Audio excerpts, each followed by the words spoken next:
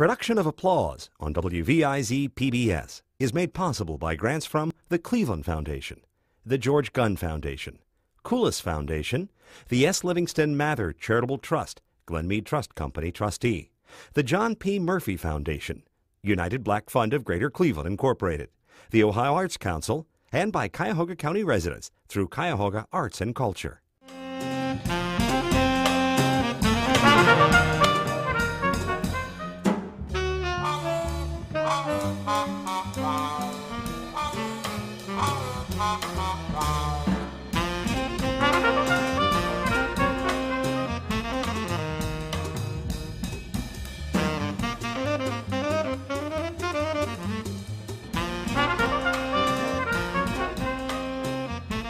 Hi, I'm Dee Perry. Welcome to this round of applause.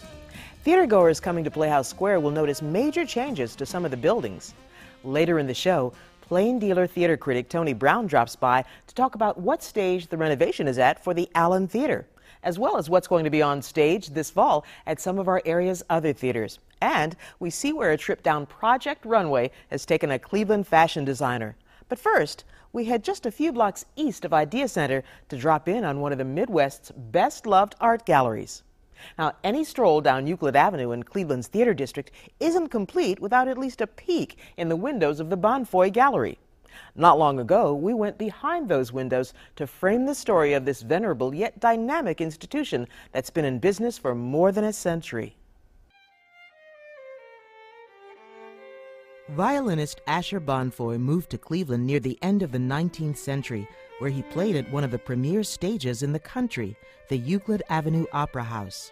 As an accomplished violinist, Bonfoy had an appreciation for finely crafted, beautiful wood. That appreciation for fine craftsmanship, along with some woodworking talents of his own, inspired Asher Bonfoy to one day create a picture frame for his wife Della, an artist in her own right, a gift of love that friends came to admire.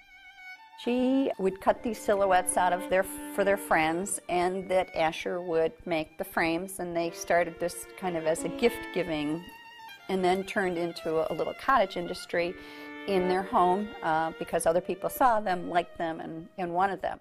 As more requests came in, Asher Bonfoy spent less time playing at the Euclid Avenue Opera House and more time making picture frames, until one day he put down his violin to devote the rest of his life to being a craftsman, working alongside his wife Della. Asher decided to join her, and she said, yes, but you have to get out of the orchestra. So he did, he got out of the orchestra. In 1893, they opened the Bonfoy Company in downtown Cleveland on Erie Street, which is now East 9th. We were doing a lot of hand-carved frames and a lot of portrait framing, because the CEOs of these big companies would commission these artists to get, to have portraits done. And that was a big part of the business back then, was framing these big portraits. They put a lot more effort into them, from the hand carving and the gilding. They were bigger. I think it meant more back then. I think back in the late 1800s, early 1900s, people wanted to show off a lot more, and so the frames were bigger and flashier. The old frames are treasures.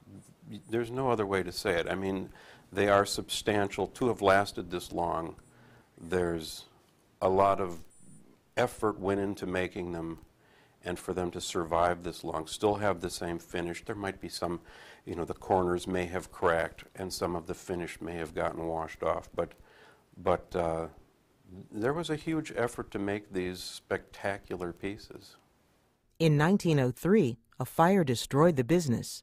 They then moved to the Buckeye Building on East 4th Street.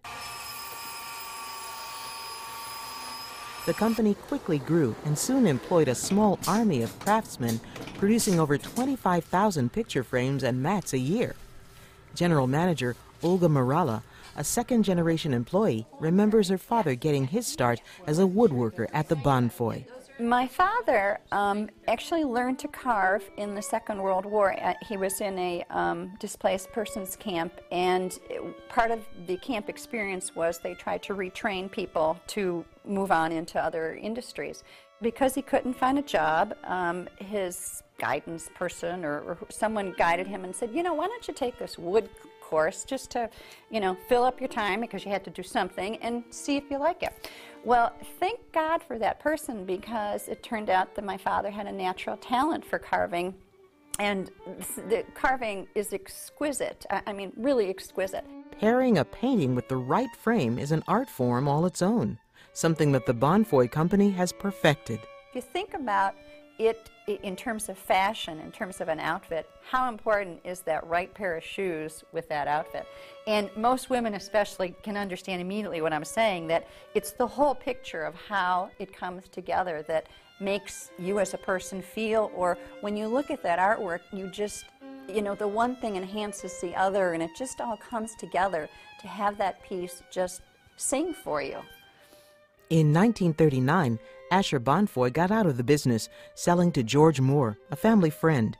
Dick Moore is his son. So Bonfoy had nobody to give the business to, and my father kind of took a liking to it, so he bought the business from Bonfoy. George was a very ambitious person, and charming as the day is long, but definitely a driven kind of person that, you know, would go from the early morning to the end of the day, and just had a lot of personal strength and gusto. And I think that if I was Asher at that point, I would recognize all those qualities and say, hey, that's a good person to take over and carry this forward. Under George Moore's leadership in the 70s, the Bonfoy Company also began selling art, becoming one of the top galleries in the region. I think that the Bonfoy Gallery history has just kind of evolved to be a representative of the art world. And fortunately, I think the company made some very good choices along the way in terms of who they represented, and that they chose to pick quality people, and, you know, people that really were worth putting their name behind. These days, the company still makes some hand-carved frames, but most are made from pre-manufactured materials and assembled by hand. We do have a person right here on staff, our framer, also does hand carving for us, and of course we do gilding.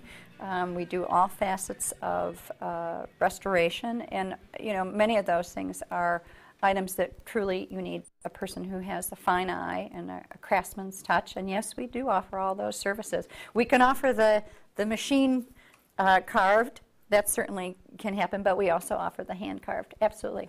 In 1960, Asher Bonfoy died, and in 93, George Moore passed away, leaving the business to the next generation, his son Richard, who continues the century-old legacy that helped to frame the art of Cleveland, the region, and the world. The frame, in many times, can be a piece of art. I think that in our industry, especially our level of work that we do, you could take the frame and divorce it from the artwork and say that the frame itself could be a piece of art. It's truly a gift, I think, to be able to have the ability to marry the two together so that the frame doesn't overpower the piece, and that the framing complements the piece.